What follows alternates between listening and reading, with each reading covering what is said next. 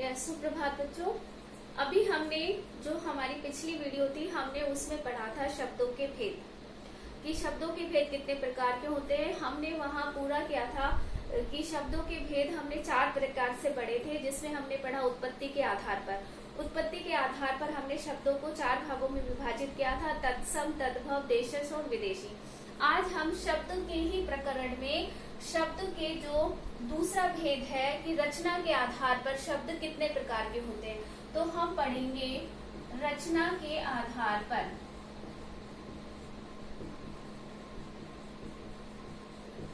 रचना के आधार पर शब्द भेद, कि रचना के आधार पर शब्दों के भेद कितने प्रकार के होते हैं। तो हम देखते हैं कि रचना के आधार पर जो शब्द भेद है वो 3 प्रकार से होते हैं। 3 प्रकार के होते हैं रचना के आधार पर शब्द भेद। पहला जो भेद होता है वो कहलाता है रूढ़ शब्द। पहला जो भेद है वो रूढ़ शब्द कहलाता है। दूसरा भेद कहलाता है यौगिक शब्द, और तीसरा जो भेद कहलाता है वो हमारा कहलाता है योग रूढ़ शब्द।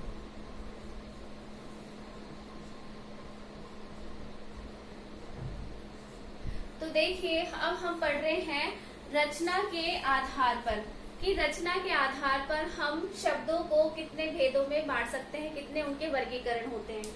तो रचना के आधार पर शब्दों का जो वर्गीकरण होता है वो 3 तरह से होता है। पहला है रूढ़ शब्द, दूसरा यौगिक शब्द और तीसरा है योग रूढ़ शब्द। तो हम पहला पढ़ेंगे रचना। रचना क्या है? बनावट है, ठीक है। जैसे किसी भी इंसान की शारीरिक बनावट होती है, उसका फिजिकल जो स्ट्रक्चर होता है वो कहलाता है रचना। उसी तरह इन शब्दों की रचना कहाँ से हुई, कौन कौन से इसमें नियम है, या वो सब चीजें हम पढ़ते हैं रचना के आधार पर। तो हमारा जो फर्स्ट भेद बनता है वो बनता है रचना के आधार पर ही रूढ़ शब्द। कि रूढ़ शब्द होते क्या है बेटा? देखिए, रूढ़ शब्द वो है जो हम बहुत पुराने टाइम से बोलते आ रहे हैं, है ना। वो एक परंपरावादी है, परंपरा से बोलते आए हैं, और वो शब्द हमारे कान इतने अधीन हो गए कि हम उस शब्द के अलावा दूसरे शब्दों को हम स्वीकार नहीं कर पाते। रूढ़ वे शब्द है जिनके हम अपने आप में पूर्ण अर्थ लिए हुए तो होते हैं, उनके आगे हम टुकड़े नहीं कर सकते, वो सारे शब्द कहलाते हैं रूढ़ शब्द। जैसे हम बरसों से सुनते आ रहे हैं कमल, कमल है, पेड़ है ना, पहाड़ है, पर्वत है, बैल है। तो ऐसे जो शब्द जो हम परंपरा से सुनते आ रहे हैं, जो कि अपने आप में पूर्ण अर्थ को लिए हुए हैं और जिनके खंड नहीं किए जा सकते, टुकड़े नहीं किए जा सकते, वो सभी जो शब्द है वो रूढ़ शब्द कहलाते हैं, ठीक है।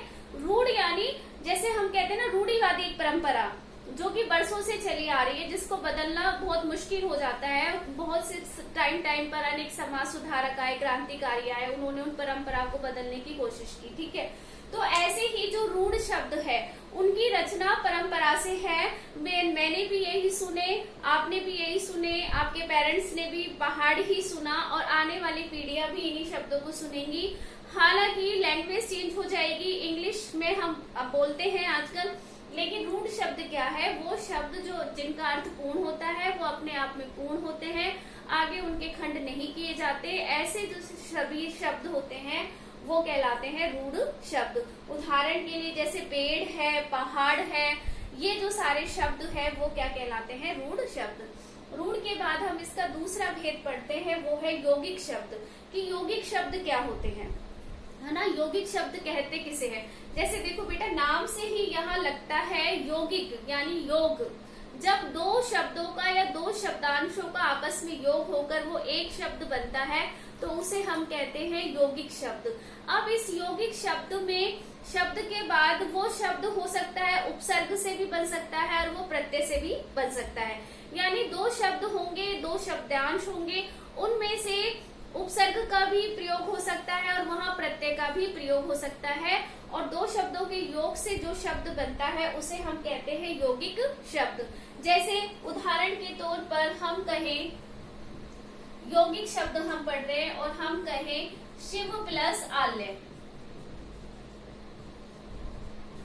शिव प्लस आल्य। अगर हम इसको यौगिक शब्द बनाएंगे, यौगिक शब्द क्या है? दोनों शब्दों को जोड़कर बनता है। तो ये क्या बन जाएगा, शिवालय। ठीक है। दूसरा यदि हम देखें तो दूसरा उदाहरण आता है जल प्लस निधि। तो यदि हम इस शब्द को जोड़ेंगे तो क्या बन जाएगा, जल निधि, है ना। तो यौगिक शब्द क्या है, ऐसे शब्द जो दो शब्दों या दो शब्दांशों से मिलकर बनता है उनको कहते हैं यौगिक शब्द। इसमें प्रत्यय और उपसर्ग का भी प्रयोग होता है। अब लास्ट जो हमारा आता है वो आता है योग रूढ़ शब्द, कि योग रूढ़ शब्द होते क्या है। देखिए बेटा, योग रूढ़, हमने रूढ़ शब्द पढ़े कि ये परंपरावादी होते हैं, इनका अर्थ पूर्ण होता है, इनके आगे खंड नहीं किए जा सकते, है ना, और इनके अर्थ ये अपने आप में पूर्ण अर्थ को अभिव्यक्त करते हैं, वो कहलाते हैं रूढ़ शब्द। फिर हमने पढ़ा यौगिक शब्द, जो दो शब्दों दो शब्दांशों से मिलकर बनते हैं यानी जुड़कर बनते हैं, वो कहलाते हैं यौगिक शब्द। अब हम तीसरा पढ़ रहे हैं योग रूढ़ शब्द। तो देखिए बेटा, यहाँ नाम से ही है योग प्लस रूढ़, यानी वे शब्द जो यौगिक तो होंगे ही और प्लस में क्या होंगे, रूढ़ भी होंगे। रूढ़ का मतलब क्या है कि जो उनका अर्थ है वो एक विशेष अर्थ को लेकर प्रकट होंगे, यानी उन शब्दों से एक विशेष अर्थ निकलता है जो कि हम स्वीकार करते हैं उस अर्थ को। ठीक है। और वो अर्थ कैसा है, रूढ़िवादी है, परंपरा से लिया हुआ है। जैसे हम कहें पीतांबर, जैसे ये शब्द कहा पीतांबर। अब जो पीतांबर है दो शब्दों के योग से बना है, आपको पता है, और वो दो शब्द कौन कौन से हैं, जैसे पीत प्लस अंबर, ये है पीत प्लस अंबर। अब पीत का अर्थ होता है पीला, अंबर का अर्थ क्या है, वस्त्र है। तो जो पीला वस्त्र पहनते हैं, है ना, पीले कपड़ों को धारण करते हैं, वो कौन है, भगवान विष्णु। अब देखिए, जब हमने ये दो शब्द अलग अलग हैं, इन दोनों शब्दों को हमने एक कर दिया, क्या बना दिया, पीतांबर। तो हमने यौगिक शब्द में यही पढ़ा था कि दो शब्दों को जोड़ने से जो शब्द बनता है वो यौगिक कहलाता है। तो योग रूढ़ क्या हुए, यौगिक शब्दों, है ना।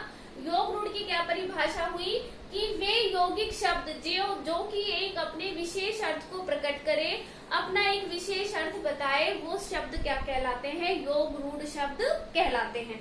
तो हमारे योग रूढ़ शब्द की जो परिभाषा बनेगी वो यही बनेगी कि वे सभी यौगिक शब्द, यानी वो यौगिक तो होंगे, है ना, वे सभी यौगिक शब्द जो अपने एक विशेष अर्थ को प्रकट करते हैं योग रूढ़ शब्द कहलाते हैं। यहाँ योग का मतलब है जुड़ना, रूढ़ का अर्थ है, हमने जैसे रूढ़ शब्द पढ़े जो कि अपने आप में पूर्ण अर्थ को लिए हुए होते हैं। जैसे पीतांबर अपने आप में पूर्ण अर्थ को लिए हुए है, पीतांबर यानी भगवान विष्णु जो पीले वस्त्रों को धारण करता है। हम कहें लंबोदर, लंबा है उदर जिसका, है ना, लंबा है उदर जिसका, वो कौन है, गणेश जी।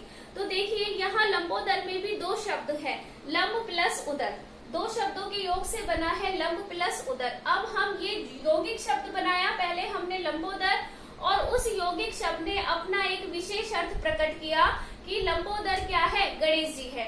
अगर हम यहाँ एक शब्द को समझे, पंकज, जो ये पंकज शब्द है ये योग रूढ़ शब्द है। पंकज क्यों, पंक का अर्थ होता है कीचड़, और जो जय धातु है वो जन्म के अर्थ में आती है, संस्कृत के अंदर जन्म के अंदर आती है।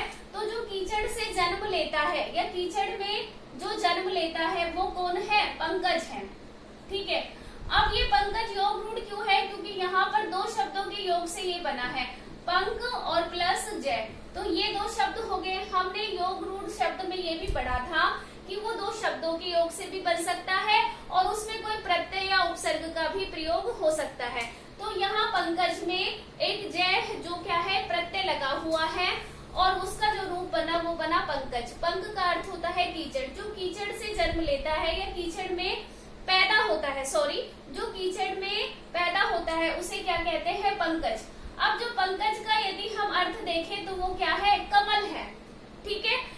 अब यहाँ देखो, पंकज जो शब्द है योग रूढ़ है क्योंकि दो शब्दों से मिलकर बना है, शब्दांशों से मिलकर बना है, उपसर्ग और प्रत्यय से मिलकर बना है, और ये अपने एक विशेष अर्थ को भी प्रकट कर रहा है। वो विशेष अर्थ क्या है कि पंकज क्या है, कमल है, जो कि हम सुनते आ रहे हैं कि कमल यानी कमल का एक फूल है। तो इस तरह से हम हमने रचना के आधार पर शब्दों के 3 भाग पढ़ लिए हैं। पहला आता है रूढ़ शब्द, दूसरा यौगिक शब्द और तीसरा है योग रूढ़ शब्द। रूढ़ शब्द अपने आप में पूर्ण होते हैं, परंपरावादी होते हैं, इनके खंड आगे नहीं किए जाते। यौगिक शब्द में 2 शब्द मिलकर या 2 शब्दांश मिलकर और उन शब्दांशों में उपसर्ग या प्रत्यय का भी प्रयोग हो सकता है, और जब वो एक शब्द बनाते हैं तो वो कहलाता है यौगिक शब्द। इसके बाद हम पढ़ेंगे योग रूढ़ शब्द। योग रूढ़ शब्द क्या है कि यौगिक शब्द होते हैं वो, परंतु वो अपने एक विशेष अर्थ को प्रकट करते हैं, और जब वो विशेष अर्थ को प्रकट करते हैं तो वो बन जाते हैं योग रूढ़ शब्द। तो आज की जो क्लास थी उसमें हमने शब्द भेद में दूसरा हमारा भेद कंप्लीट किया, जो शब्द भेद था रचना के आधार पर। आगे जो क्लास होगी उसमें शब्दों के हमने 2 भेद करने हैं अभी, अर्थ के आधार पर, प्रयोग के आधार पर, वो आगे वाली क्लास में हम पढ़ेंगे।